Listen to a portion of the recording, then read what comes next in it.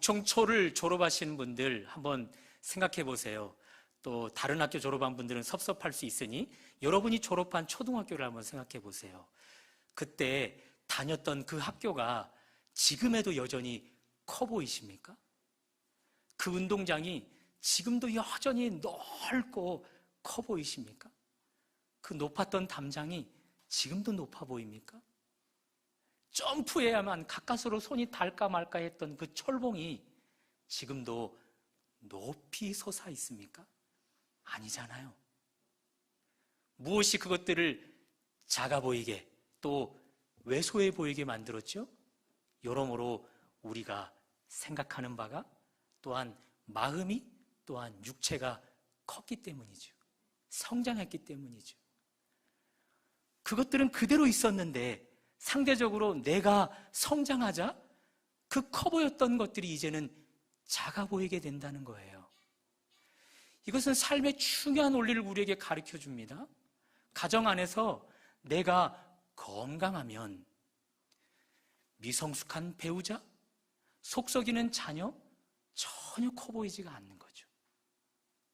내가 교회 안에서 성숙하여 있으면 문제를 일으키는 교인, 여러 가지 측면에 오는 교회의 문제들 전혀 커 보이지 않게 되는 거죠.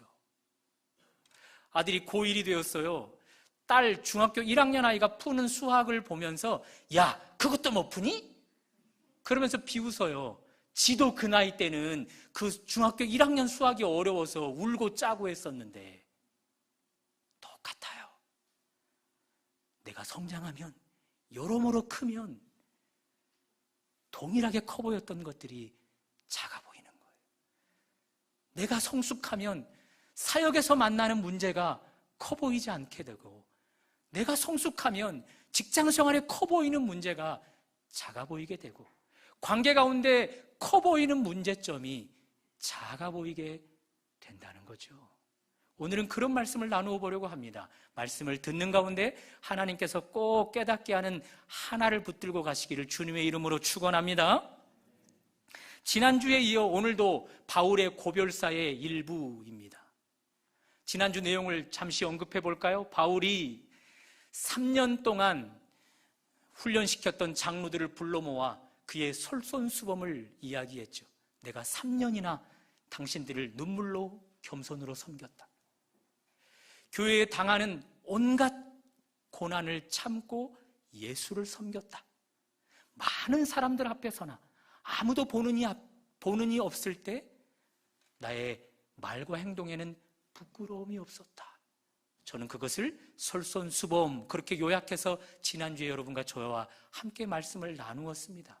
오늘은 그 뒤에 이제 바울이 그들에게 당부하는 내용입니다. 첫 번째 당부가 28절입니다. 28절 초반절입니다. 한번 읽어볼까요? 스크린으로 보시면 좋습니다. 여러분은 자기를 위하여 또는 온 양떼를 위하여 삼가라. 뭘 삼가야 하는 걸까? 자기를 위하여 삼간다는 것이 뭘까? 약간 어려운 듯해서 공동 번역본으로 이 말씀을 보면 이렇습니다. 다 같이 읽어볼까요? 시작. 여러분은 늘 자신을 살피며 양떼를 돌보십시오.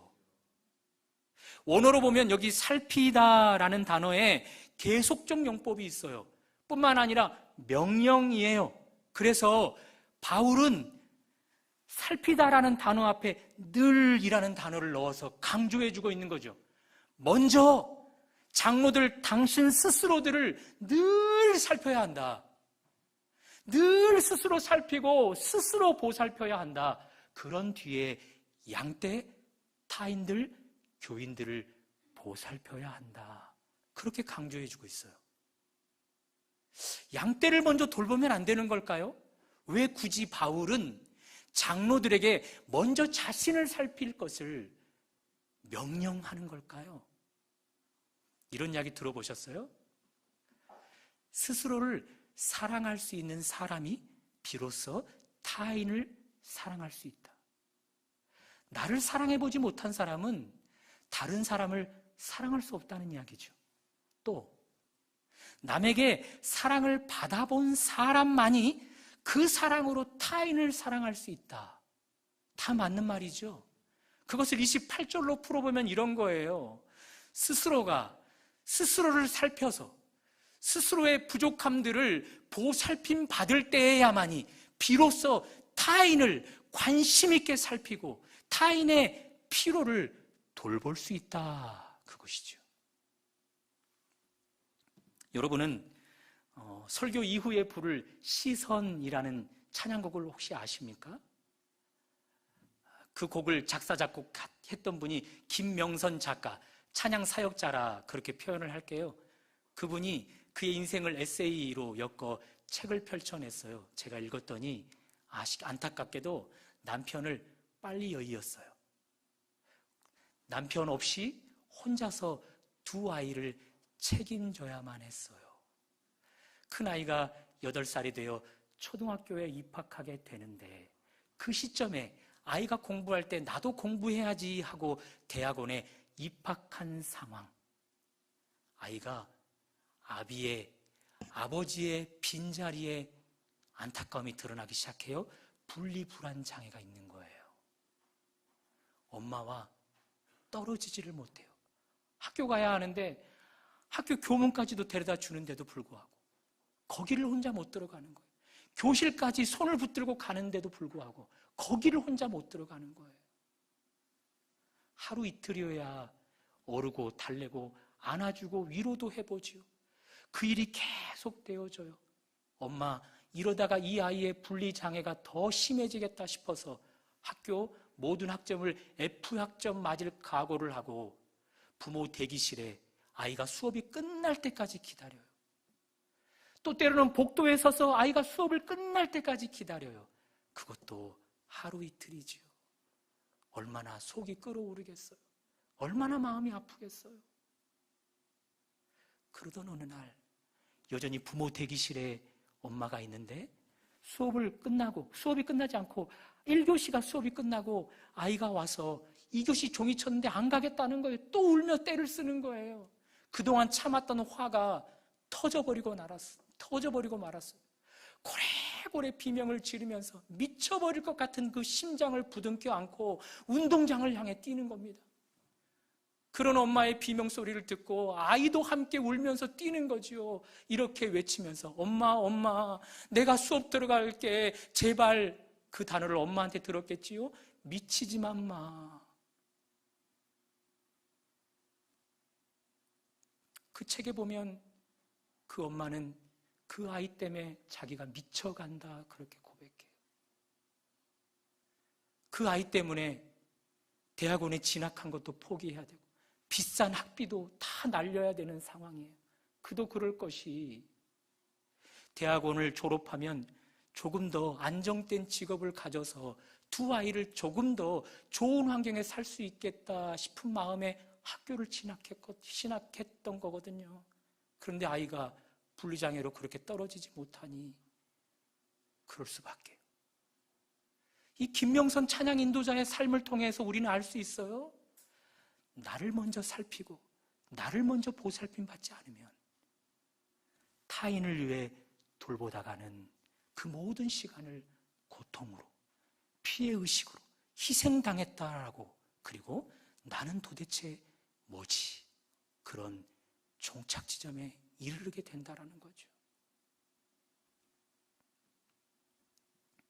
김현성 찬양 사역자, 감사하게도 그는 하나님을 잘 믿는 분이기에 그럴 때마다 하나님 앞에 뛰어가 안기는 거예요.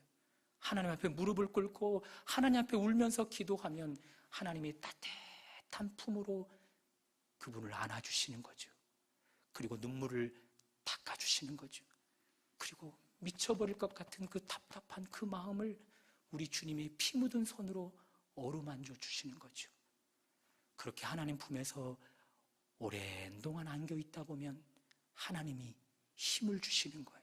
그 힘 가지고 또 한 번 실패했지만 그 아이의 불안장애를 끌어안고 울면서 하나님 품처럼 만져주고 하나님 손처럼 쓰다듬어주고 위로해주는 거죠.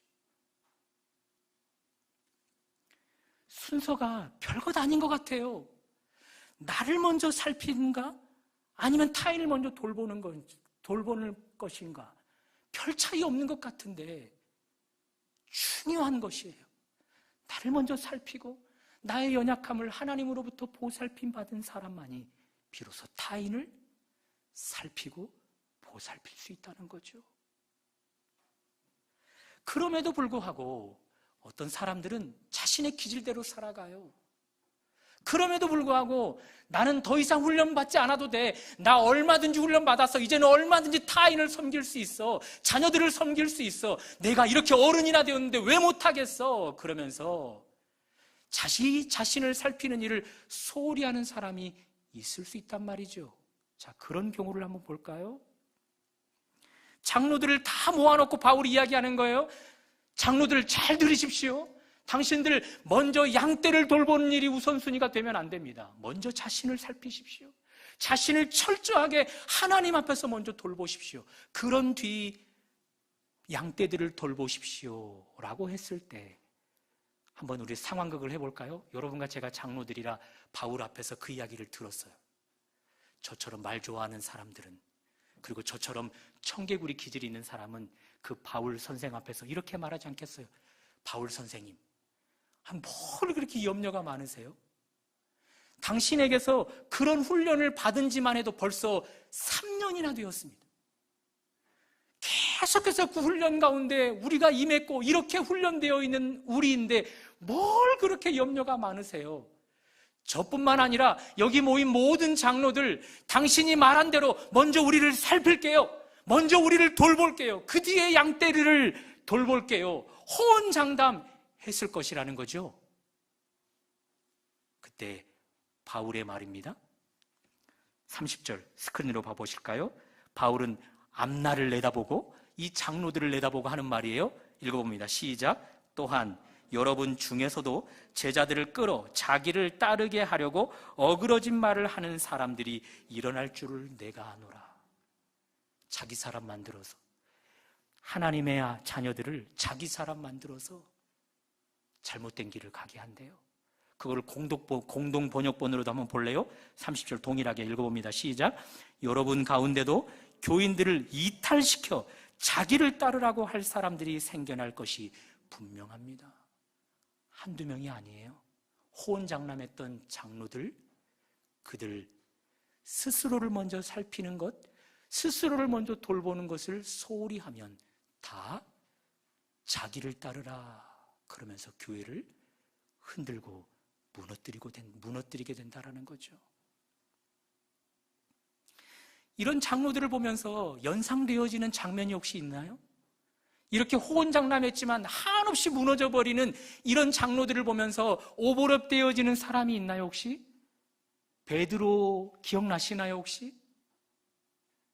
예수님께서 베드로와 제자들 앞에서 당부하셨습니다. 마지막 유언처럼 당부하셨어요. 특별히 베드로를 주목하시면서 베드로야 베드로야, 사탄이 너를 밀가부르듯 하여 너를 넘어뜨리려고 하기에 내가 너의 믿음이 떨어지지 않도록 기도했다. 그러니 조심하라. 이 말을 들었던 베드로가 뭐라고 나서지요? 예수님, 제가 예수님을 따른 지가 벌써 3년 반이나 되었습니다. 동고동락하면서 주님께 그런 말 한두 번 들은 것도 아닙니다. 저와 여기 있는 제자들 이미 마음으로 장담하고 호언장담합니다. 우리는 주님과 함께 옥에 갇히기도 할 자신이 있고요, 죽음의 자리까지 갈 자신이 이미 다 갖추어진 자들입니다. 그러니 걱정하지 마십시오. 그때 우리 주님이 뭐라 말씀하십니까? 그래 베드로야, 그런데 어떻게 하지? 내가 오늘 나를 3번이나 부인하게 될 것인데. 누구든지 예외가 없어요. 혼장담해도 그것이 우리 인생을 지켜주지 않아요. 스스로의 연약함을 살피고 그 연약함을 하나님께 보살핌 받지 않으면 언제든지 우리는 바울 앞에 장로처럼 나를 따르라 하면서 예수 그리스도의 교회를 내 교회 만들어버리고 예수 앞에 베드로처럼 사탄 짓 하는 자 될 수밖에 없다는 거죠. 그래서 바울은 먼저 늘 자신을 살피라. 항상 자신을 먼저 살피라. 그렇게 우리에게 계속적인 용법, 명령법을 써서 말씀해 주고 있는 거죠. 교회 가운데 이런 일들도 있지 않을까요? 마르다와 마리아 유형이에요.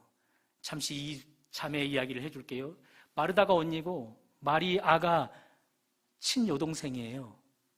마르다는 기질적으로 에너지가 풍성해요.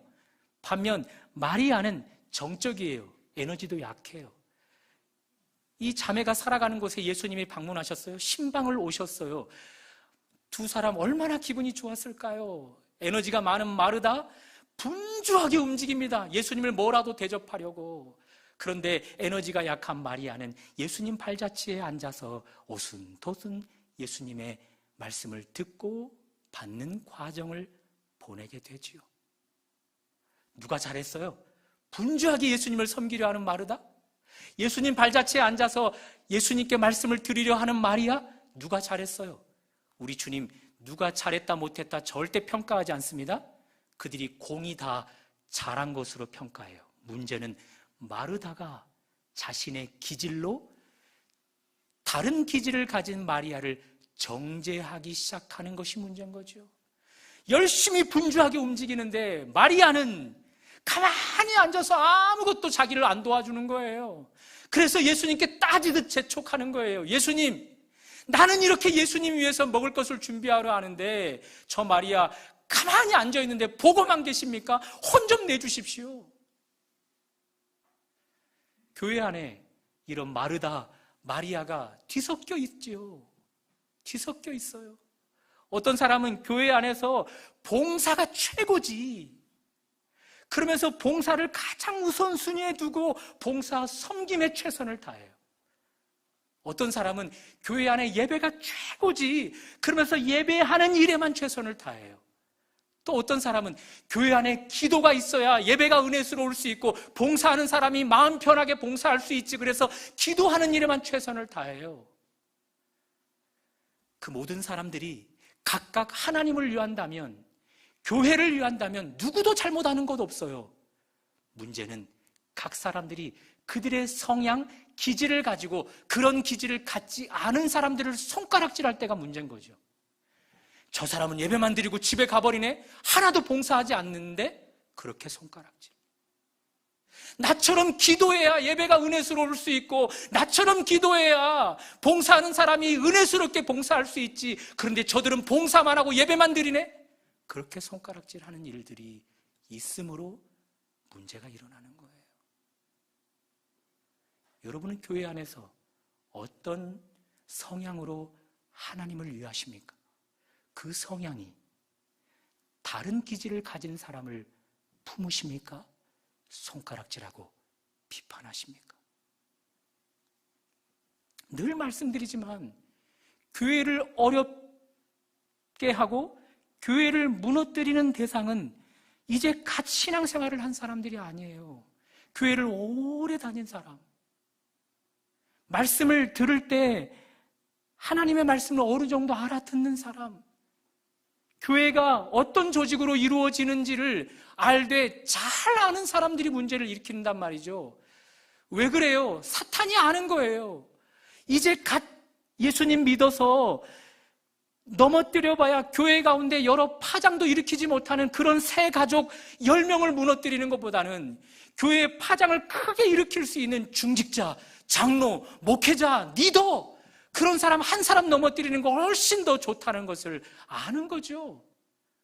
그러니 교회 안의 리더들은, 직분을 받은 분들은, 그렇지, 내가 이 직분을 감당하려면 나를 먼저 살펴야지.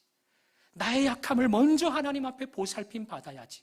그리고 그 힘으로 교회를 살피고 돌볼 수 있게 되는 거지.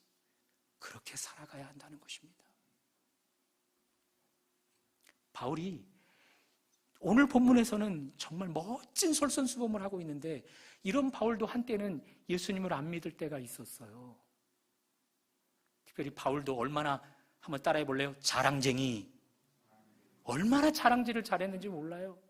나는 난지 8일 만에 할례를 받은 사람이야. 당시 난지 8일 만에 할례 받은 자들은요, 전통 아브라함의 후손들이라는 표예요. 그리고 그 할례가요, 하나님이 선택한 백성 되었다라는 표예요. 문제는 바울이 그 할례 받은 것을 통해서 할례 받지 못한 사람들을 손가락질하기 시작하는 거죠. 너는 하나님이 선택하지 않았어. 나는 선택했어. 또 바울이 자랑한 것. 나는 바리새인 중에 바리새인이며 하나님의 율법에 하나도 흠이 없는 사람이야. 바울이 말하는 여기 율법은 하나님은 빠지고 내용만 남아있는 율법이에요. 그러면서 자기 자신은 그 법에 흠이 없다 보니 그 법을 지키지 못하고 흠이 있는 사람들을 향해 마음껏 정죄하는 거죠. 그리고 또 바울의 자랑은 나는 뼈대 있는 가문 출신이야. 내 가문 조상 중에 왕을 한 사람이 있었어. 그런데 너희들은 다 뼈대 없는 가문이잖아. 그러면서 조롱하고 손가락질하고 업신여기였던 바울이었던 거예요. 자, 이런 바울이, 예수님 믿기 전 자랑질 하던 이 바울이 여러분의 가정의 가장이라 생각해 보세요. 작은 흠도 반드시 고쳐야만 하는 성품을 가진 아버지예요. 그런 가장이 현관문을 열고 들어오려고 발자국 소리가 들으면 화기애애한 분위기, 엄마와 자녀들이 이야기하다가 아빠가 현관문을 여는 즉시 후다닥 후다닥 방으로 뛰어들어가지 않겠어요? 작은 흠도 아비에게 들키지 않으려고, 붙잡히지 않으려고. 그런 사람이 교회의 리더고 교회의 중직자라고 생각해봐요. 슬슬 그 사람 눈치만 피해 다니지 않겠어요? 바울이 그랬다고요. 그럼 바울이 예수님을 만나요. 예수님을 만나서 자신의 자랑질이 얼마나 헛되었던 것인지 그것을 배설물처럼 여기게 돼요. 예수님에게서 스스로가 먼저 살핌을 받았던 거죠. 돌보심을 받았던 거죠. 그리고 바울 변한 뒤 이렇게 고백합니다. 나는 이제는 종이 아닌데, 나는 자유인인데 누구 앞에서든지 나는 종이 되어줄 수 있어. 연약한 사람이 있으면 나는 연약하지 않고 강한데 나는 그 연약한 사람 앞에 얼마든지 동일시 되어줄 수 있어.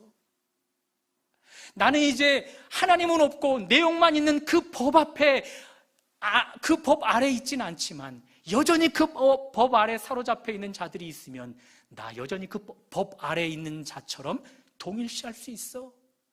영적 카멜레온 될 수 있다는 거죠. 카멜레온이 환경에 따라서, 날씨에 따라서, 그리고 적의 침입에 따라서 스스로의 색깔을 변장해서 자기 자신을 보호하잖아요. 바울은 자기 자신을 보호하기 위해서가 아니라 바울이 그렇게 한 이유는 그렇게 해서라도 한 영혼이라도 구원받을 수 있다면 나 얼마든지 그들에게 나를 동일시할 수 있어. 그렇게 변했어요. 이런 변한 바울이 여러분 가정의 가장이라면 그 가장 앞에서 여러분의 약점 보이는 것이 부끄러울까요? 그 가장 앞에서 그 약점 감추려고 전전긍긍하는 일이 있을까요? 그 가장이 집에 들어올 때 화기애애한 분위기가 더 풍성하게 이루어지지 않을까요? 그런 변화된 바울이 교회의 리더고 중직자라면요, 눈을 피해 다니거나 흠을 붙잡히지 않으려고 달아나거나 그럴 일이 있겠냐는 거죠. 이렇게 변화된 바울이 교회 가운데 장로 수십 명보다 더 중요해요. 29절을 한번 읽어볼까요? 29절 다 같이 시작. 내가 떠난 후에 사나운 이리가 여러분에게 들어와서 그 양떼를 아끼지 아니하며. 사나운 이리가 교회로 침범해 와서 양떼를 무너뜨려 버린대요. 그 일이 언제 일어난대요? 바울이 떠나갈 때. 바울이 있는 한은 사나운 이리가 교회 안에 쳐들어오는 일이 있어요, 없어요? 없어요. 뭐 때문에요? 먼저 스스로를 하나님 앞에 살피고 하나님 앞에 돌봄받아 성장되어 있거든요. 여러분 동물의 왕국 종종 TV 방영할 때 보시나요? 동물의 왕은 누가 뭐라 해도 사자, 호랑이죠. 그런데 누가 뭐라 해도 동물의 왕인 사자, 호랑이라도 새끼일 때는요, 사나운 이리떼가 얼마든지 공격할 수 있어요. 얼마든지 먹이로 잡아먹어버릴 수 있어요. 단 어미 사자가, 어미 호랑이가 있으면 그들을 누구도 공격하지 못하지만 어미 사자가 없을 때는 꼼짝없이 사나운 이리떼의 먹이가 되는 거예요. 사도 바울이 영적으로 어미 사자인 거죠. 영적으로 어미 호랑이인 거죠. 영적으로 하나님 나라의 사자로 군림하고 있었던 거예요. 그가 있는 한은 교회 가운데 사나운 이리가 결코 들어올 수 없는 거예요. 그러나 그가 떠나고 새끼 장로들만 있을 때는 얼마든지 쳐들어와서 장로들 다 무너뜨리고 양떼들 다 무너뜨려 버리는 거예요. 그러니 수십 명의 새끼 장로들보다 한 명의 어미 사자인 바울이 훨씬 더 교회 가운데 중요한 것입니다. 그런 의미에서 교회를 다니는 목적이, 예수님 믿는 목적이 예수님 믿고 잘 돼야지, 예수님 믿고 내 가정이 회복되어야지, 예수님 믿고 내 자녀들 출세시켜야지, 예수님 믿고 내 사역이 더 승승장구해야지, 그런 목적 때문에도 예수님을 잘 믿는 것 중요하지만, 여러분과 제가 리더라면, 교회의 중직자라면, 교회의 직분자라면, 하나님이 세우신 청직이라면 우리는 그보다 더 고차원적인 목표를 가져야 해요. 무엇일까요? 영적 바울과 같이 어미 사자가 어미 호랑이가 되는 거죠. 그 어떤 사나운 짐승 때도 함부로 곁눈질할 수 없는, 함부로 먹이로 삼아 잡아먹을 수 없는 그런 교회 되도록 스스로가 스스로를 살피고 하나님 앞에 스스로를 보살핌 받는 그런 사람으로 성장해야 된다는 것입니다. 어제가 어린이날, 오늘은 어버이 주일로 지키고 있습니다. 성경이 말하는 어버이는 어떤 존재를 이야기하는 걸까요? 바울처럼 영적 사자, 영적 호랑이 되어지는 것 아니겠어요? 사나운 이리떼들이 결코 교회를 함부로 할 수 없도록 기둥처럼 그 교회에 딱하니 버티고 서 있는 거죠. 여러분의 자녀들이 엄마의 뛰어난 정보력, 아버지의 뛰어난 재력으로 마음껏 뒷바라지해줘서 좋은 대학, 좋은 직장에 취업할 수 있으면 그것이 최고의 부모일까요? 사탄은 돈을 무서워하지 않아요. 뛰어난 정보력을 무서워하지 않아요. 위대한 학교를 두려워하는 일이 없어요. 사탄은 영적으로 사자가 아닌 새끼일 경우는 얼마든지 자신의 먹잇감으로 취할 수 있는 존재들이에요. 성경이 말하는 참 영적인 어버이는 그렇게 자녀들을 위해서 영적인 사자가 되어주는 거예요. 바울처럼 스스로를 먼저 살피고 모난 부분들을 하나님 앞에 보살핌 받아 영적으로 성장해서 그 누구도 나의 자녀를 공격하고 빼앗아가지 못하도록 하는 존재, 그런 존재가 참 어버이인 것이지요. 어떠세요?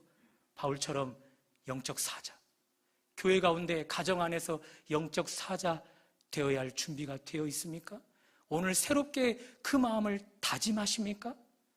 여러분의 다짐으로만은 안 됩니다. 혼장담했어요. 바울 선생님, 당신에게서 3년이나 배웠습니다. 우리 혼장담합니다. 먼저 나를 살피고 그 뒤에 교회를 돌보겠습니다. 이렇게 호언장담했던 그들을 믿지 않아요. 그래서 바울이 취하는 자세가 이것입니다. 32절입니다. 다 같이 읽어볼까요? 시작. 지금 내가 여러분을 주와 및 은혜의 말씀에 부탁하노니 그 말씀이 여러분을 능히 든든히 세우사.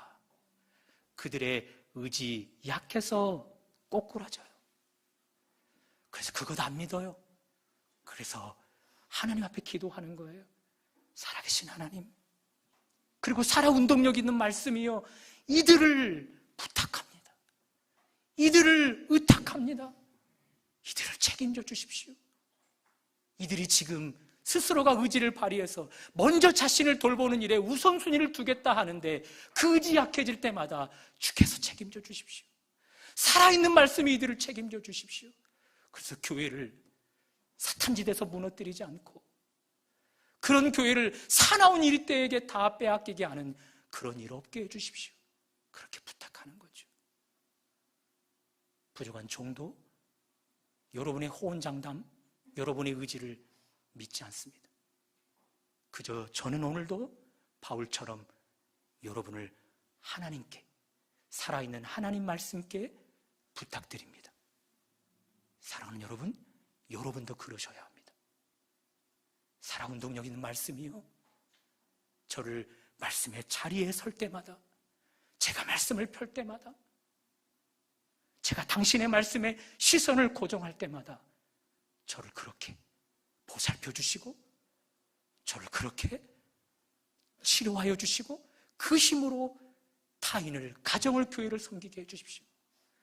살아계신 하나님, 창조의 아버지요, 재창조의 능력을 가지신 분이요, 연약한 저를 버리지 마시고 내가 당신께 시선을 고정하게 싸우니 그럴 때마다 저를 살펴주시고 저의 모난 부분을 깎아주시고 그 품에서 저를 살펴주시고 보살펴주셔서 그 힘 가지고 가정을, 그 힘 가지고 교회를 돌보게 하여 주십시오.